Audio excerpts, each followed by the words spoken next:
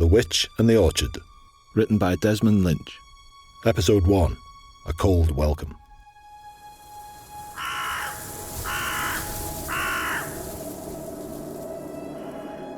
There was something evil lying in the orchard. The fruits had grown sour, and the trees had begun to wilt. A bleak grey sky hung over the valley, and the paths were murky with fog. The people of Harrow's borough grew nervous as the weather worsened. A deathly chill loomed through the village's small houses along the main road. It had only been 3 weeks since the mists arrived, but in their manic state they grew desperate. And that is when they sent for her. She came on a grey mare one miserable morning. A tall hat donned on top of her short platinum hair, and a scarf covering her neck and mouth, trying to hide the grisly burns on her skin, but to no avail. The mare carries heavy satchels, while the woman's long brown coat is bulky, packed to the brim with the sheer amount of materials in her pockets. Her silver eyes look upon the poorhouses, weary with rage and disgust. No one can be seen, but the witch feels eyes all around her. The grey mare ascends the hill to the villa. Coming into the yard, the woman is greeted by a stable hand. She dismounts and casts her ghostly gaze upon the stable hand. Take care of the horse, boy. Any mistreatment will be returned thricefold on you and your family. The boy shudders as with shaky hands he grips the reins and leads the grey mare to the stables. She turns and walks forward. Witch? The witch turns and sees back from the other side of the plaza stands a tall, thin man, dressed in fine dark threads. Grey hair receding back behind his ears, revealing a prominent forehead with the trenches of time wrinkled on his skin. A thin moustache stands above a fierce scowl. His eyes are proper and contemptuous. He stands tall, with his hands behind his back. Witch, you've been summoned. She looks back at the door at the top of the stairs, and then back at the man coldly. She makes her way back across the plaza towards him. The butler turns and then begins moving back from whence he came, down a narrow corridor between the blacksmith and the stables toward a small wooden door. He opens the door, looks back to see the witch, and then wordlessly enters. The witch follows. It has been some time since I have made my way through this valley. Last time I believe the Lady Francesca had ruled over these lands. The Lady Francesca has sadly passed a number of years ago. Her husband, the Lord Frankford, has taken up her position and has kindly taken care of the valley in her wake. The Lady Francesca remarried? Quite. That's quite strange. For you see, the last I heard, the lady was far too old to marry. The butler comes to a halt and turns to face the witch. I believe what peasants and travellers alike would say was that her fields could no longer reap what had been sown.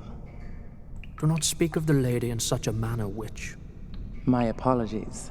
I was merely asking as to what type of lord would marry a lady who was so past her prime.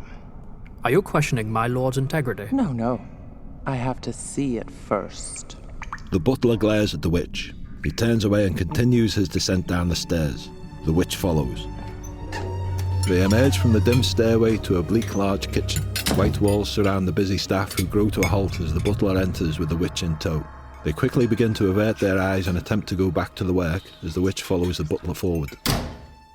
They trek down narrowing corridors. Cold stone floors and whitewashed walls gradually begin to run lavish as they come towards the main corridors of the villa.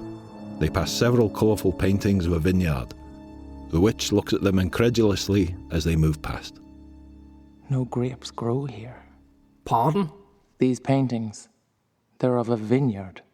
This very much is not a vineyard. No, what you see before you are paintings of the Lord's home of Harberton, west of Junetown. However, due to a tragic series of events that I am not at liberty to discuss, he was forced to sell off the land and move on. Thankfully, he is doing better with the orchard and the valley. Which were previously the property of his late wife? Yes. So the Lady Francesca married a man with no land or titles. May I give you some advice, dear witch? Do, please. Be wary of the questions you ask, particularly of those of a far higher stature than yourself. Be humble because you are humble. Know your place, and do not stretch your gaze upon lands that you are not welcome upon. I'm a witch, dear butler. I'm not welcome anywhere. You will not speak of political matters or speak ill of the Lord's late wife to either me, any member of staff, and especially not to the Lord Frankford himself. Is that understood? Why, frankly, Is that understood? Yes.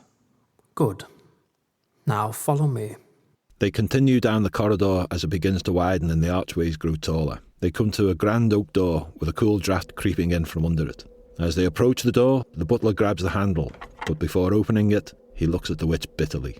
The Lord has granted you an audience with him. You address him as my lord, not my lord. You will bow when you greet him, and bow when you bid farewell. You will stand up perfectly straight. You will not approach the Lord unless asked to do so. You will not stare at him in the eyes, and you will compose yourself respectfully. In short, you will show him the utmost respect and authority that he is entitled to. Is that understood? Understood. Good. Now ready yourself. The butler opens the grand oak doors and leads her inside.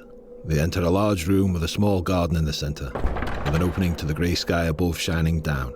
The floor is of cool marble tiles that lead up towards the garden, where the marble is replaced by fine soil that splits off into 6 separate neat sections, the largest of which is in the centre and supports a large apple tree.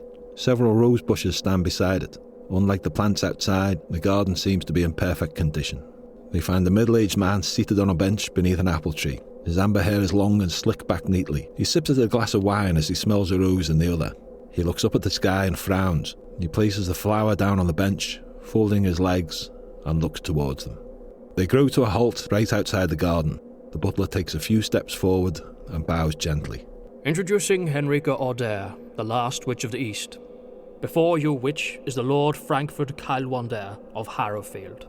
The witch looks forth into the Lord's careless eyes. She walks forward into the garden and stands over him. She moves her hand forth and gestures for a handshake. Pleasure to meet you, Frankford. The Lord looks up at her, unamused. Now, my lord, I did tell her... Quiet, Joseph! The Lord rises from his seat and moves towards a rose bush opposite Henrika. Witch, you will address me properly and with the respect I am owed, or you will not address me at all. Is that understood? In my defense, Frankfurt, you and your people have shown me nothing but disrespect. First, you send me an unofficial envoy. Then, on my arrival, you have me enter through the back door like one of your servants. You lead me in such a way as to ensure you will never be seen with me. A futile gesture because everyone in this village knows I am here, as they saw me climb this very hill. Yet you do this all the same, these useless theatrics, and then you have the gall to command me to address you like some right and honourable lord, when all I have seen would prove otherwise. I am not one of your subjects, Frankfurt. I will address you how I see fit, and if that is a problem for you, then I say farewell. And there it is, that notorious sharp tongue. Never met a person you couldn't belittle. Could you? Never met someone who didn't deserve it. Well, if we're being completely honest, witch, then I admit that I am ashamed to be standing here before you. I would not have sent for you if we did not need your services. Our priest has proved useless in the curing of the land and is only good for panicking the people, which you may have noticed. Indeed, I'm used to cold greetings, but... well, this town is nearly dead. Not dead. Not yet. You've seen the mists as you've entered the valley, have you not? I have. And you feel their presence? Yes. This chill in the air. I feel it. It's quite... wicked. Yes. Well, you undoubtedly have a better understanding than I. For you see, these mists appeared only 3 weeks ago. It started out in the orchard, but it has now spread across the entire valley. 2 children have gone missing, and my workers refuse to venture out into the orchard due to their cowardice. I see no cowardice here, only reason. Yes, well, reason doesn't feed their starving children, and it will not appease my trading partners. 1 season, that's all it takes. We lose 1 season, and we fall behind the others. We can't afford to lose our place. I fought too hard to keep this. I won't lose it to the bloody weather! But there's something more to the weather, isn't there?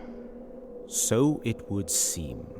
The children in the village have been having nightmares every night since it arrived. It has agitated the parents, many of whom are my workers.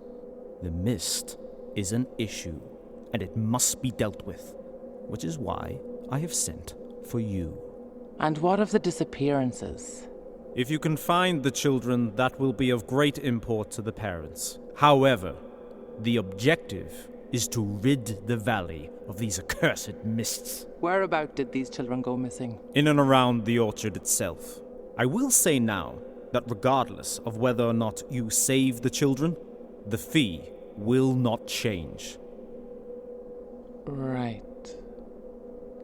I demand 50 crowns up front for the investigation. Then we will discuss my rate if I choose to take on this job. And I warn you that if I feel this job is too precarious, I will not hesitate to leave. So be it. You will receive your payment for the investigation when you return. Joseph, see her out. The witch has a lot of work ahead of her.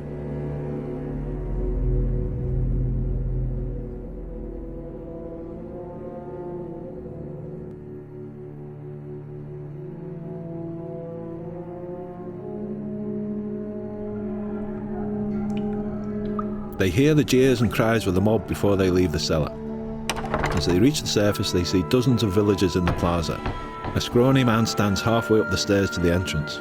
Shambly hair falls to his shoulders, blonde turning white. He dons dark robes and a tilting tall hat rests atop his head. He stands above the villagers mightily while gesturing to the villa. Shh! I've seen it. You've seen it with thy very own eyes. That dreadful hag on that beast from hell dragged her way up these steps. To what end? To darken our poor Lord's heart. See now what he does. First the mists, now her. It is the end. Repent, I say. Repent your sins. The butler rushes out onto the plaza, and the witch follows slowly but stays hidden amongst the shadowy alleyway. What is the meaning of this? Dearest Joseph, it is good to see you, for your seat has remained empty at my sermon for quite some time. I demand you take these people and go. I will not stand for this hysteria. The shambly man moves down the steps towards the butler. We will not leave, for you see, the parish demands that the witch leave these lands at once. She is a creature of pure evil. Nothing but death follows her path. Father Loxlale, I will remind you that you are trespassing on the Lord's property. It is bad enough that you have scared these poor people from attending to their duties, but this is the Lord's land. It is the Lord's will, and you must leave at once. Do not pray us for fools, Joseph. We know that in his poor, misguided way, the Lord has been duped, possessed into sending forth this hag. But I warn you now, an evil has gripped the heart of this land. A curse, a punishment by God for our lack of faith. One evil cannot quell another. It furthers the spread. I offer to cut off the rotten hand to save the body. But you and our Lord have chosen to spare the hand and doom the body. I believe you have underestimated the wrath of God. The priest turns to her as the witch creeps out of the shadows. The crowd, startled, moves back a little. When it seeks to punish, there is no chance of redemption. You cannot cut off the hand because your body will have been burnt to a crisp. You cannot ask for forgiveness because your throat is crushed by the weight of your sin. This is not God's work, for when God chooses to punish, you will know. You speak of God as if you've any notion of its holy light. Our Lord and Saviour, Somaria, is the sun itself, the light that warms us in our darkest nights. You were begot in shadows and filth, raised in your evil coffins. You know nothing of our true and pure ways. You are as ignorant and repulsive as swine. I've seen more of the world than you or your parishioners can even imagine. If I am ignorant, I'd like to meet your swine, as I'd imagine they'd make better conversation than you. You insult me, the voice of the people.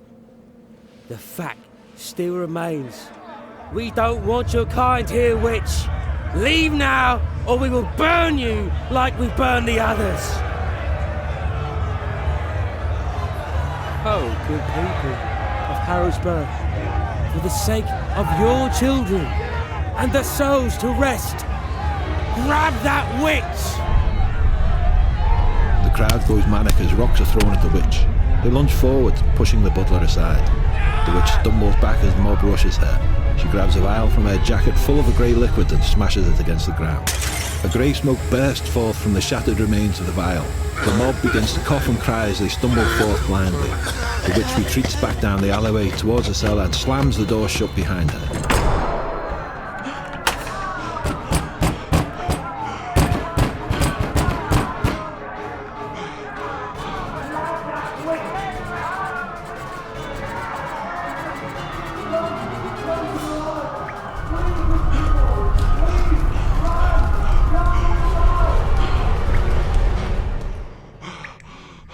She climbs to her feet and refocuses.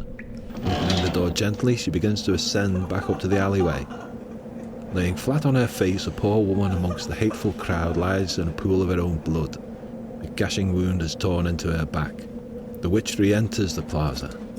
She sees a few cheaply armoured men sporting shabby helmets and spears in their hands. She sees the butler standing off to the side, his eyes vacant and the splatter of blood on the tip of his chin and his white collar. Joseph, what happened? The guards arrived. Yes. The Lord grew nervous, so he summoned from the reserve forces. We haven't needed reserves since the last war. Why would we? Nothing but farms and nothing at all.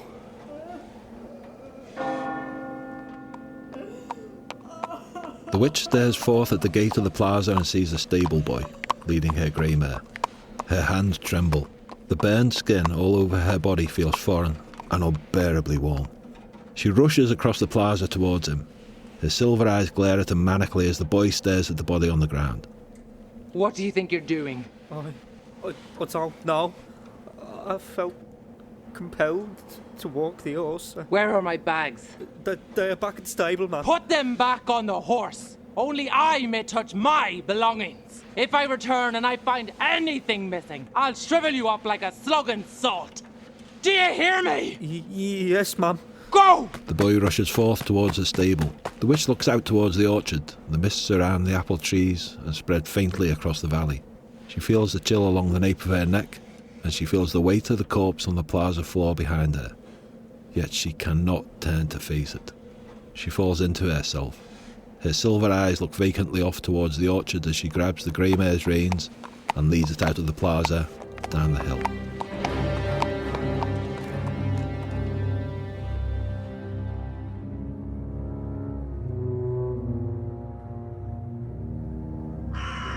The bark peels off the wilting trees, shrouded by mist. The leaves have long shriveled away, and whatever fruit may have been reaped from the dying branches has long vanished. The hill slopes down and flattens out. The mist lies by the flat ground, surrounding the many trees in the area. By the road, the mist is thinner, but as the orchard expands down the hill, the mist grows heavier. The witch, in her dazed state, has led her horse on foot all the way down the hill towards the orchard.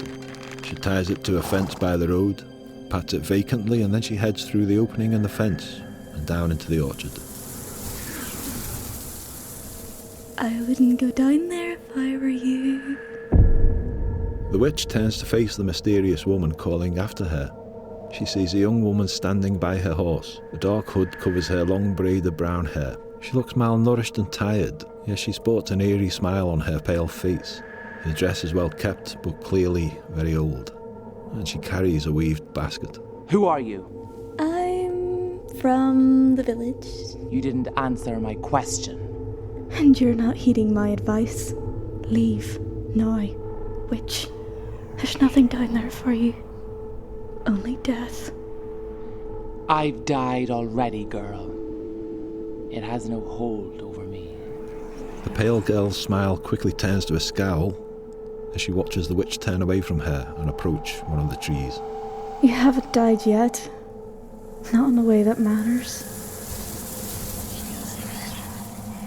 The witch turns to face her but finds that the girl has vanished. She looks around, no sign of the girl anywhere. Confused and concerned, she turns and continues walking towards a nearby tree. The witch takes out a small knife from her coat. Her hands still shaking, she stabs into the bark of the trunk. As she removes the knife, the tree begins to bleed a noxious black stream that looks more like blood than sap. As the blood dribbles down the bark, she sees that it fizzles away at the wood, eroding a few layers of tree as it descends.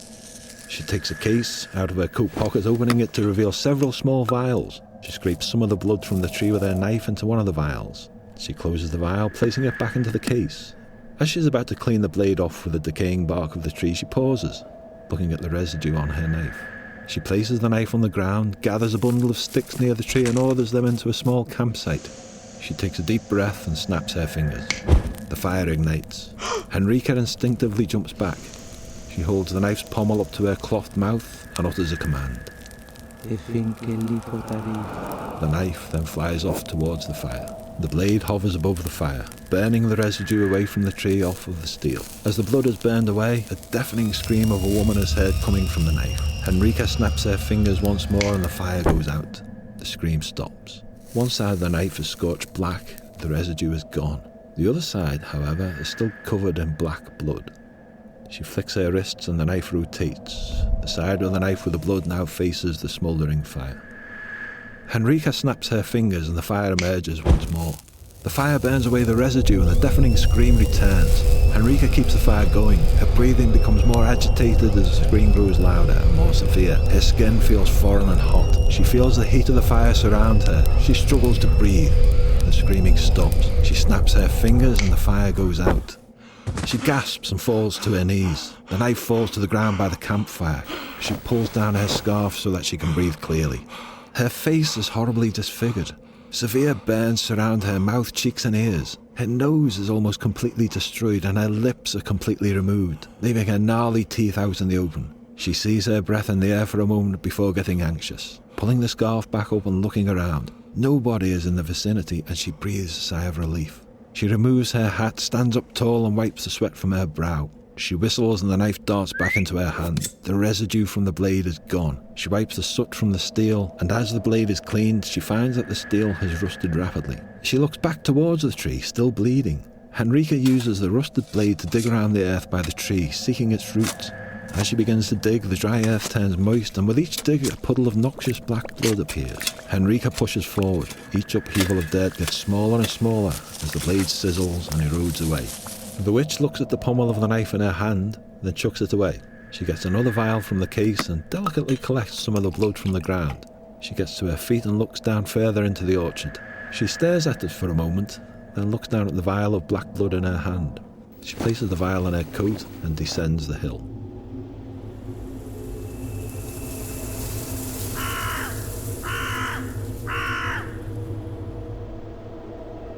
It is a cold spring day, but as she approaches the mist deep in the orchard, she feels the temperature drop rapidly.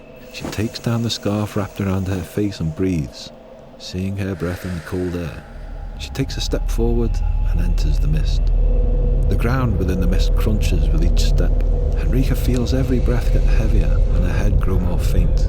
She feels an overwhelming sense of nausea as she grows to a halt. Her knees begin to shake and her head begins to thrum. She begins to breathe slowly in an attempt to calm herself, but it is to no avail. Suddenly, she hears movement from behind her. A strange cacophony of rustling branches surround her. She turns and sees one of the orchard trees come to life. The trunk twists and contorts as its great branches bend down and tries to grab her. She darts out of the way just in time as the branches crash down before her. The witch begins to make her retreat out of the mist. A branch grabs her by the ankle and pulls her back. The branch pulls her towards the tree. She tries clawing against the dirt to slow her track, but to no avail. The stem of the tree opens up, lifting the trunk a few feet off the ground and revealing a huge puddle of noxious black blood bubbling underneath. Mind racing, the witch turns so that she is on her back. She uses her one free leg to push against the tree trunk. The tails of her coat sizzle away as they touch the puddle. The branch tightens its grip around her ankle. She yelps out in pain as splinters protrude her skin. She grabs a vial of black blood from her pocket and chucks it at the branch. The vial smashes against the wood, which begins to sizzle. The branch breaks as it erodes away. The tree loses its grip on her. She gets up and runs away. More branches reach out after her, but she dodges them ably as she sprints forth. The sound of contorting bark surrounds her as she dares not look back. The pain in her ankle is mind-numbing, but she makes it out of the mist. She sprints through the orchard up the hill until she reaches the main road. She collapses to the ground and catches her breath. Her throat burns and her heart feels as if it were about to burst.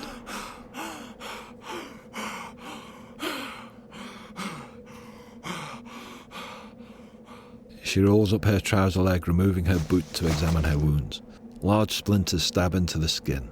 The wood has decayed, and as she removes the splinters from her skin, they turn to ash. She grabs a case from her left jacket pocket containing vials with clear liquids. She removes a fresh cloth, opens a vial and dabs the cloth in the liquid. She proceeds to clean her wounds. It stings horribly. Black pus scurries out of her wounds as she cleans them. The witch quickly grabs another vial from her coat and collects a sample of the black pus. She then wipes the rest away. The witch further inspects her wounds. She concludes the wounds are only skin deep. No need of stitches, but bandaging is a necessity. She scurries through her pockets and sighs in relief as she finds a fresh roll of bandages. She uses all of them to wrap up her ankle. With the bandage set, she rests for a moment. Her ankle thrums as the pain courses through her. It is early afternoon and she observes no changes in the trees she can see outside of the mist. She gets to her feet and whelps when she places too much weight on the injured foot. She pulls up her scarf, looks around cautiously and then limps back down the hill. She grows to a halt around the border of the mist and looks inward. She sees the tree that had attacked her, now lifeless and still. She grabs another small knife out of her pocket and painstakingly kneels down. She begins digging at the ground near the mist. As she digs, no black blood appears. She gathers a small handful of dirt and places it in one of her last 3 vials. She gets to her feet, looking over the mist one last time before heading back up towards the road.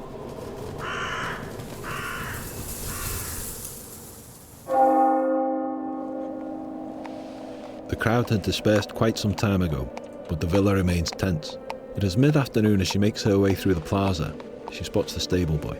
He holds the satchel bags, looking nervous as she passes. She dismounts, tries to hide the agony of the landing, and leads the horse over and hands him the reins. She does not look at the boy and then takes the bags off him. He holds the bags over her shoulder. And she looks back at the alley to the back door of the cellar and then up to the main entrance of the villa. She then slowly begins to limp up the steps to the villa main door. She enters the villa. The entrance is grand and lavish. Yet like the rest of the villa, the peach walls exude no warmth. Marble statues align the walls along the paintings of battles long past and a portrait of the Lord himself. The witch steps forward and sees the butler quietly exit the room on the other side of the entry corridor. He looks down at her, startled for a moment, yet that feeling sours and he looks remarkably bitter. I take it you've returned from your investigation? Yes, I have an idea what is ailing your lands, but I need to test some samples I have collected. Do you have a room with an open fire? I do. Come. The butler leads her down the hallway towards a narrow oak door. He looks back and sees Henrika limping. I see you appear to be injured. Do you require medical assistance? Thank you, but I can take care of myself. I see. Did you find any trace of the children in the orchard? No. A shame. It would have alleviated some concern. Concern for the families, or concern for your lord? Both. The violence we witnessed today, grief and rage and fear alike. If we don't fix whatever is ailing the orchard, the peasantry will suffer if they continue to wail like this. That's not even considering the repercussions if we miss the next harvest. And what of the Lord? What repercussions will he face? Will he be forced to starve? Don't be absurd. The Lord will never starve. Of course, for even when he had no land or titles, he always had plenty to feast. Do not dare question the Lord's right to his position. You have no idea what he has had to endure. He has endured merrier winters and more minor plagues than most people alive today. After all, it was not the Lord's child who went missing in the mist. The Lord has not been blessed with his own children to lose, witch. He treats his subjects kindly and gracefully as if they were his own children. There is no graceful means to lord over anyone. His title implies superiority. It is not an implication. It is the truth. The great truth. Due to the Emperor's command, he is entitled to the powers and privileges he has inherited. For the Emperor would not simply deem anyone worthy of such a responsibility, only the most just. The Emperor is 6 years old. Regardless, the Lord is entitled to respect, and you will respect him or face the consequences. Come. He opens the door and leads the witch downstairs. They descend one story, arriving at a small door corresponding to the stairs which go further down. The butler opens the door and they enter into a small room with a fireplace. A table stands in the centre of the room, layered in a coat of dust. The walls are blank and the floors dusty. The bricks are old and there is a faint dampness in the air. We're having the room renovated in a matter of months, bringing some carpenters down from the north. I hope this will accommodate. It will suffice. The witch places her heavy bag onto the table, nodding to the butler. The butler nods and then heads out. If you need anything... I won't. Henrika looks around and sees there is a small window in the corner. She approaches it and closes the window blinds. She takes off her hat and gloves. She runs her burned hand through her shortly trimmed platinum white hair. She then removes her scarf and coat. She places the scarf and hat on a chair in the corner while she searches for a hook on the wall to hang her coat. She finds one and gets to work.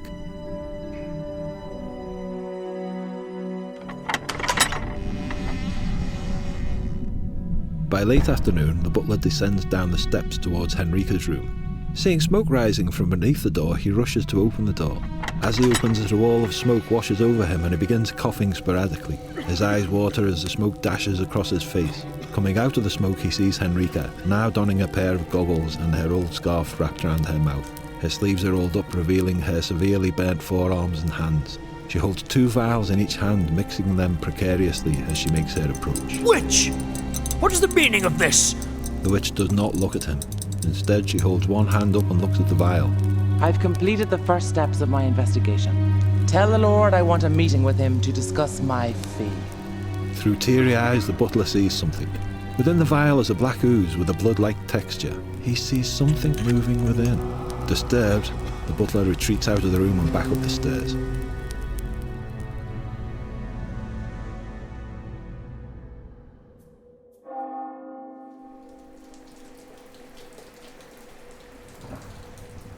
As evening falls, the overcast sky darkens and a strange heat is in the air.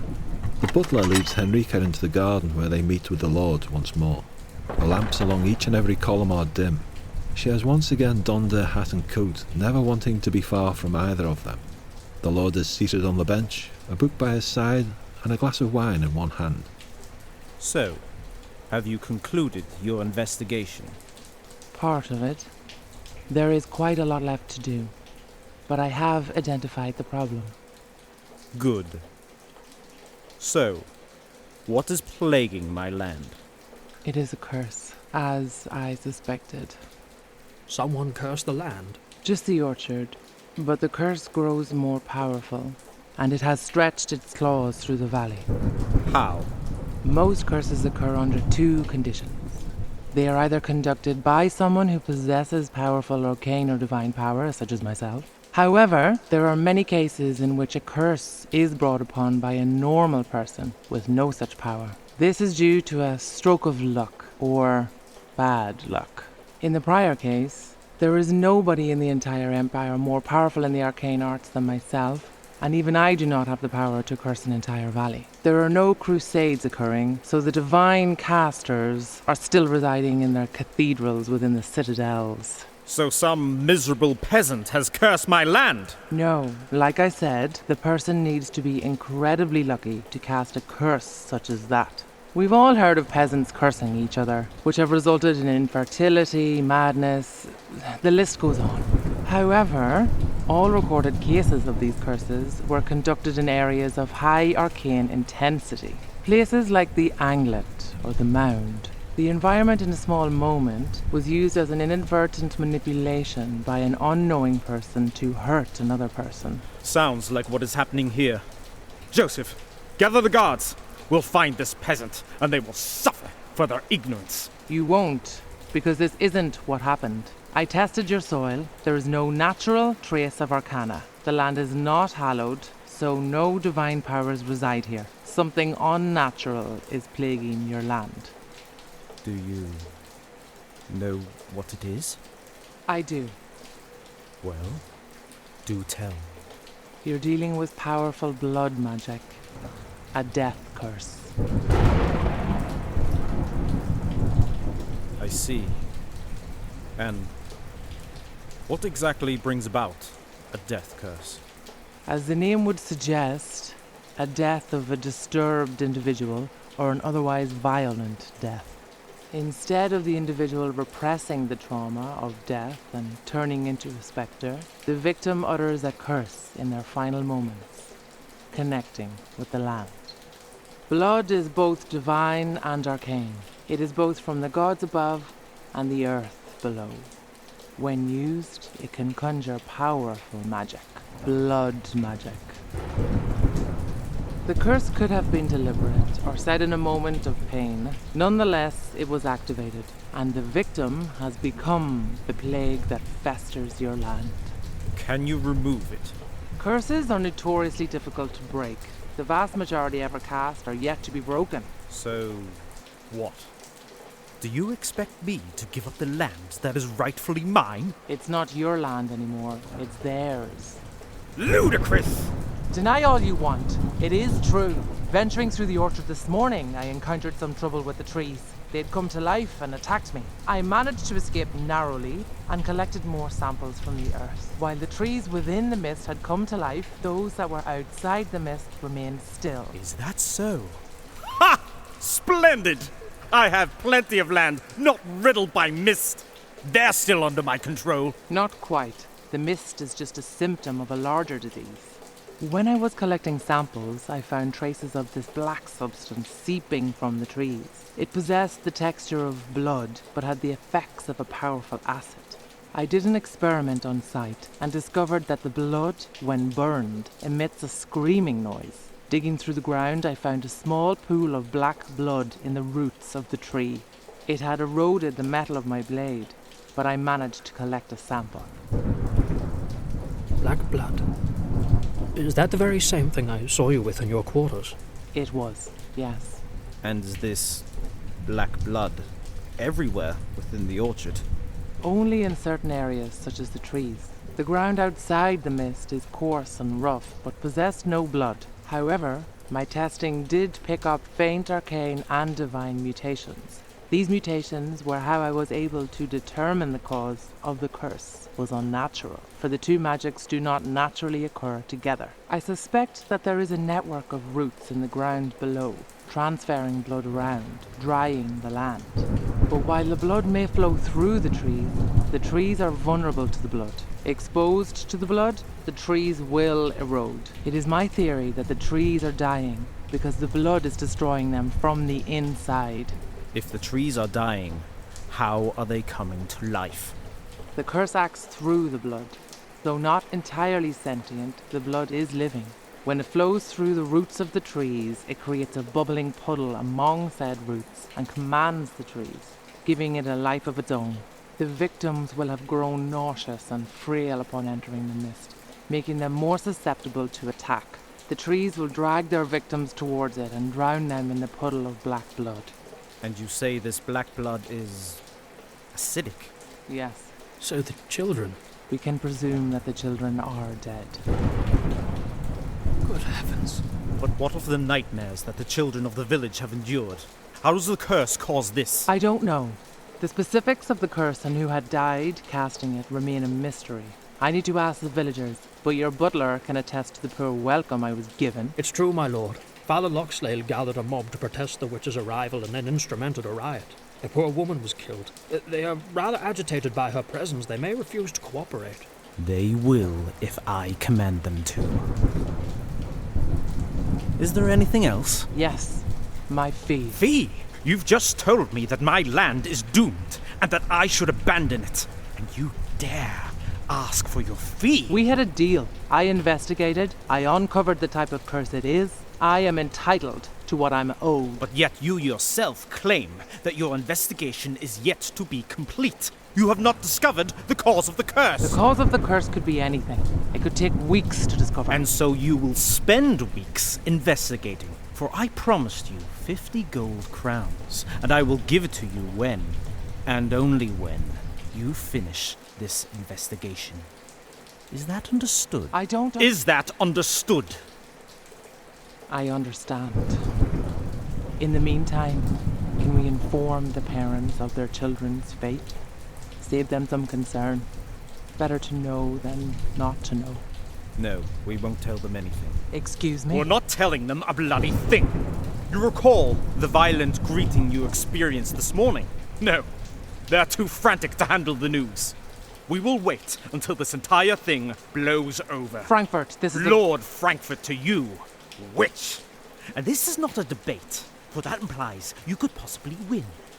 We will inform the peasantry after the curse is removed. And maybe not even then.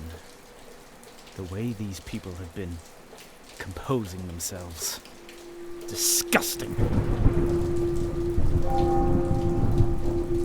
You will not tell them a bloody thing, witch. You will do whatever you can to complete this investigation, and then, and only then, will I part ways with that fee. Is that understood? Yes. Good. Now go. I wish to be alone.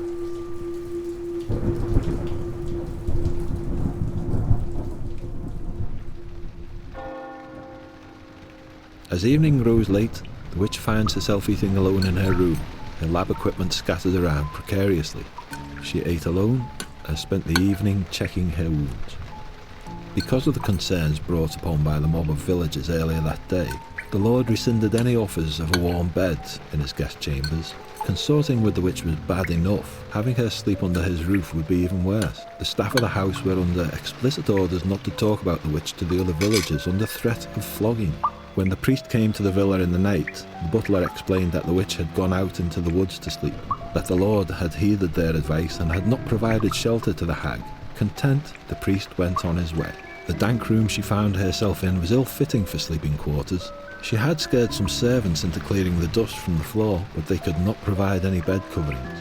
Under order of the Lord, she was not to be helped in any such way. The witch was forced to use her camping bedroll, which made the coarse ground a bit more comfy than it otherwise would be. She lit the fireplace and laid no closer than 10 feet to it. Her back was cold, but she could not make herself move any closer. She stared into the crackling fire, wrapped in her blankets.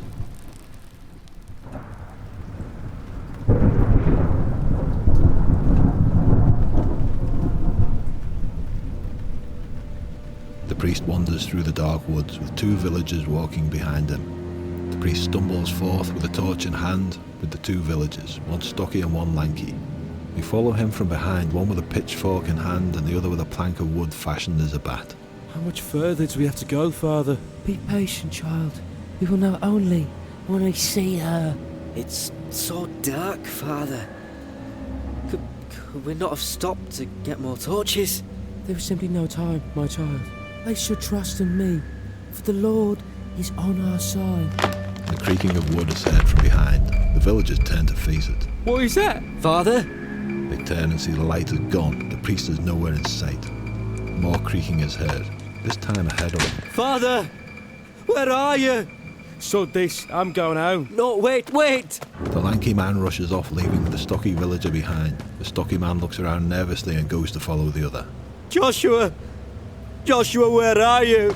But as he follows in that direction, he hears it. He rushes forth, but as he does so, he feels something tangle around his ankle and he falls down to the ground.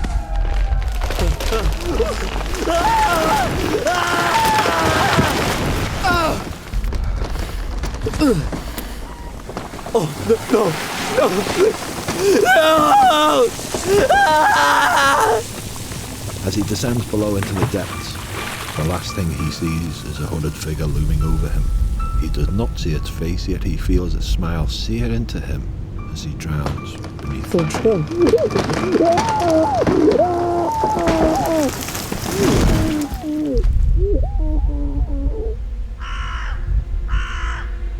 To be continued.